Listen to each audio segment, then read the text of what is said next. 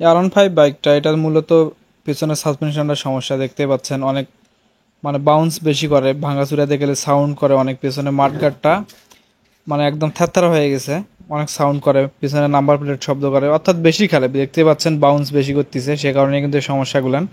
তো এই বাইকটা দিনাজপুরের একটা বাইক, সরাসরি আমাদের দোকানে আসছিল।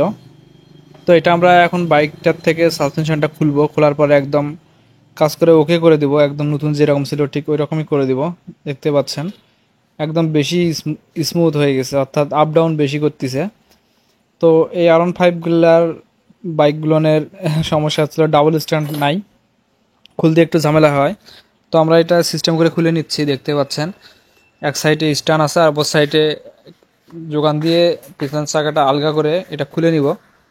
নেওয়ার পরে আমি আপনাদেরকে সাসপেনশনটা কীভাবে রিপেয়ারিং করলাম সেটাও দেখাবো, একদম ফুল ভিডিও, অর্থাৎ A to Z সমস্ত কিছু ভিডিওটাতে থাকবে। আপনারা ভিডিওটা একটু কন্টিনিউ করবেন, তাহলে বুঝতে পারবেন কাজটা কীরকম হলো। আর আমরা কাজগুলো করে থাকি, আপনারা দেখেন, যারা ভিডিও দেখেন শুধু সাসপেনশনের কাজ দেখেন, কিন্তু কাজগুলো কীভাবে করা হয় বা বাইকে কীরকম হয় সেটা কিন্তু দেখেন না। তো দেখুন ওটা খোলা হয়েছে, এখন এটার অবস্থাটা দেখুন, প্রেশার কিন্তু নাই, একদম লো প্রেশার, সে কারণে কিন্তু বেশি বাউন্স করতো, আপ ডাউন বেশি করতো।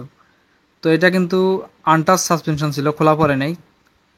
তো এটা আমরা হচ্ছিল এখন ওকে করে দিব, দেখতে পাচ্ছেন এখন সেটিং করে দিচ্ছি, অয়েল দিয়ে দিছি, যে কাজগুলো ছিল সেগুলো শেষ করছি, এখন সেটিংয়ের পর রিপিট করব।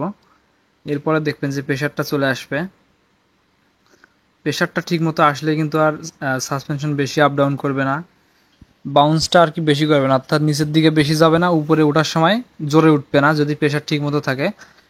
আর যখনই প্রেশারটা চলে যায় তখন কিন্তু আপ ডাউন একদম স্প্রিংয়ের উপরে নির্ভর করে, স্প্রিং বেশি চলে যায় আবার বেশি উঠে আসে। তো দেখতে পাচ্ছেন প্রেশার কিন্তু চলে আসছে। এখন একটা ফাইনাল রিপিট করা হয়নি, সে কারণে অয়েলগুলো সাইড দিয়ে ঝরতেছে। তো রিপিট করানো শেষ হইলে আরও প্রেশারটা একদম ধরে যাবে, আরও বেশি প্রেশার চলে আসবে। তো দেখতে পাচ্ছেন, তো আমরা এটা এখন সুন্দর করে চারো সাইড রিপিট করে দিব। দেওয়ার পরে আবার যেরকম সেটিং ছিল ওইরকম সেটিং করানোর পরে বাইকের সাথে লাগাবো, লাগানোর পরে বাইকটা আপনাদেরকে দেখাবো যে কীরকম হচ্ছিল। তো দেখুন এটা কমপ্লিট, এখন এটা আমরা হচ্ছিল বাইকে লাগাবো। দেখতে পাচ্ছেন বাইকে সেটিংয়ের পরে বাইকটা স্ট্যান্ড থেকে নামানোর পরে আপনাদেরকে দেখাবো, দেখবেন একদম স্মুথ হবে।